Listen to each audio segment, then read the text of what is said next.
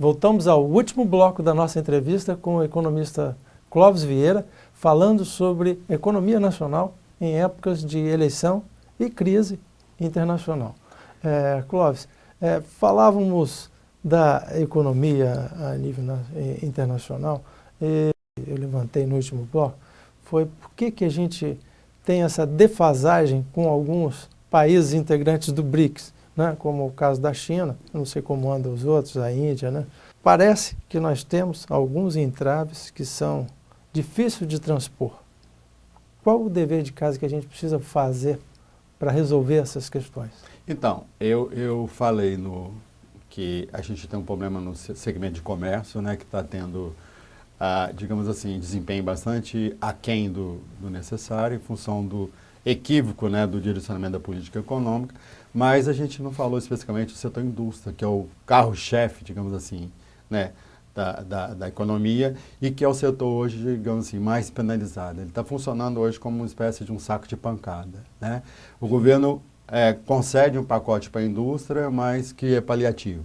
Resolve o problema resolve não, tenta... Da grande indústria, né? Resolver o problema da economia, da indústria automobilística, mas trava lá no crédito. Então, eu acho o seguinte, que o Brasil, além de todas aquelas questões que eu falei, quer dizer, das questões estruturais, da questão da educação, da inovação, eu acho que a gente também peca, principalmente no segmento empresarial, em função dos custos de produção elevados, né? Não só pela logística, mas pela própria questão da burocracia, né, estatal.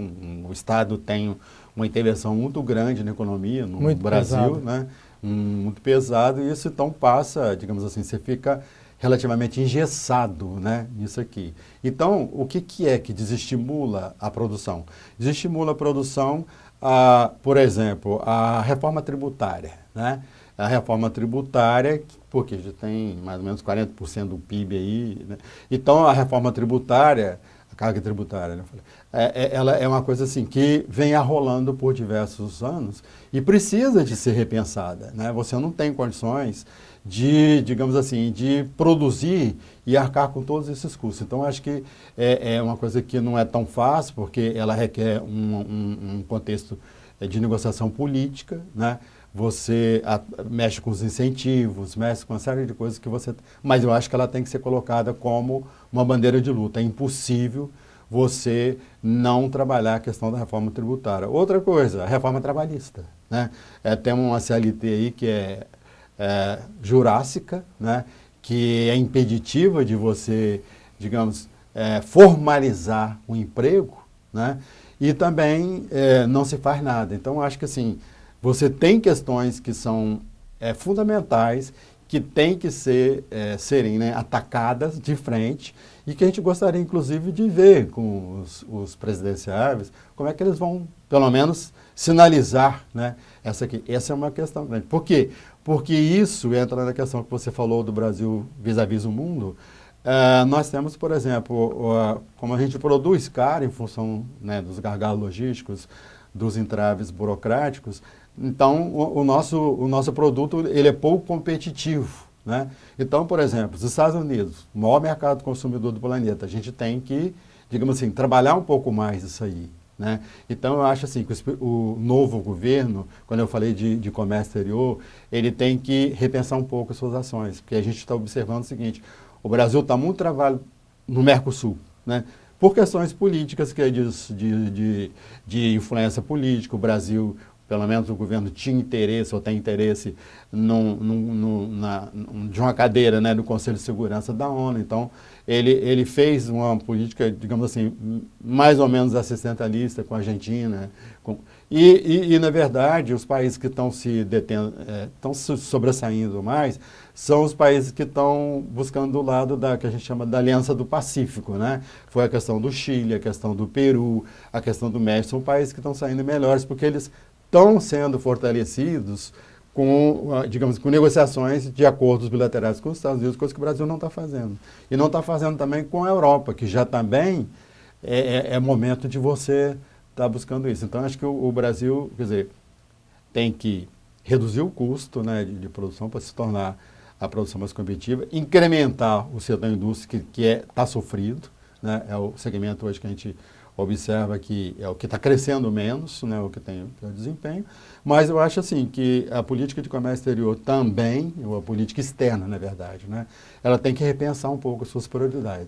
O governo brasileiro, nos últimos anos, fez uma opção de ampliar o número de países para relações comerciais e talvez esquecer um pouco alguns players importantes que eram parceiros tradicionais, como os Estados Unidos, né? O Brasil ele foi, digamos assim, até um pouco audacioso, né, na opção, digamos assim, de uma aproximação comercial com Cuba, com a Venezuela, né, construindo indústrias, com o Irã, que é um país que é meio temido em função, né, do problema nuclear. Então isso, de uma certa forma, afugenta, digamos assim, os Estados Unidos, né, imagino que veio assim, com certa cautela. Então acho que a gente tem que repensar um pouco mais isso, porque não podemos esquecer, é o maior mercado consumidor do planeta. Você tem que conquistar esse mercado, né? Então acho que repensar isso aí é muito interessante. Nosso tempo está começando a chegar ao final. Gostaria que você falasse um pouco sobre o grupo permanente de avaliação econômica. Então,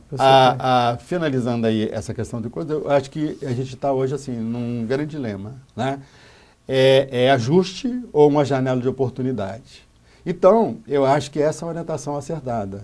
Vai ter que ter ajuste, sim, mas a gente tem que buscar oportunidades, né? Na crise, você tem que buscar oportunidade. Então, é muito salutar nesse momento que você tenha, digamos assim, além, né, de você hoje é um mundo que a informação ela tem uma velocidade estupenda, né? Você tem a internet, você tem os meios de comunicação, televisão, tem jornais, mas isso te dá uma informação, mas é muito importante que você tenha, digamos assim, uma orientação mais segura, mais isenta, mais crível, né?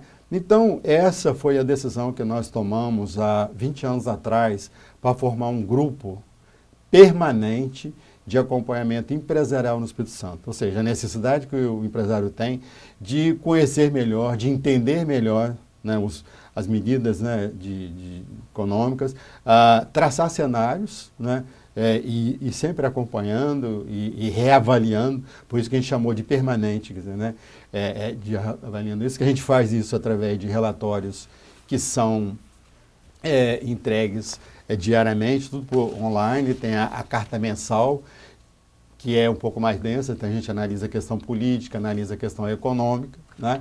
E as reuniões trimestrais são extremamente interessantes, que você faz além dos cenários, a gente hoje está dando uma nova dinâmica, colocando alguém local para dar informação. Na última reunião, a gente levou o presidente da FINDES, o Marcos Guerra, para ele falar um pouco da proposta, né, da FINDES para o triênio que ele vai comandar, e a gente também, no intuito assim, de estimular, né, o empresário, diz o seguinte: olha, a gente analisa a problemática, às vezes não é o mais interessante, mas é o que eu coloquei.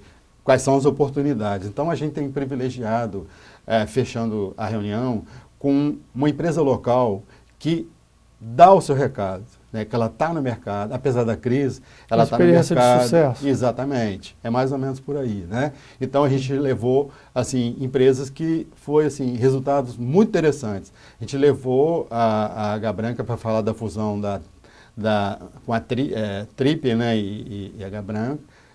A gente levou a cosméticos, né, a cosméticos, Ádicos Cosméticos. Nessa última agora a gente levou a ISH, que é uma empresa extremamente interessante na área de tecnologia da informação, né, segurança da informação, que interessa o empresário hoje, porque na medida que você avança na comunicação, né, virtual, você tem que se precaver com certo... Então ele mostrou exatamente isso. Então isso tem dado assim um apelo muito positivo às nossas reuniões, além do network, né? Você senta ao lado de umas ArcelorMittal, uma Vale, uma Itapuã, um Banespa, quer dizer, segmentos mais diferenciados, você propicia um cruzamento de informações e ao mesmo tempo amplia o network. Então a gente tem assim, considera que esse é um trabalho muito positivo, né? Tanto que ele está há 20 anos aqui. E a gente espera até que as pessoas nesse momento busquem até uma adesão a isso, porque eu acho que quando a gente colocou um ano difícil de ajuste, né, que vai ter que ter uma orientação mais segura. Ok, Clóvis Vieira, muito obrigado pela sua presença aqui, dando essas informações tão importantes aqui para o Capixaba. Te agradeço. Muito obrigado.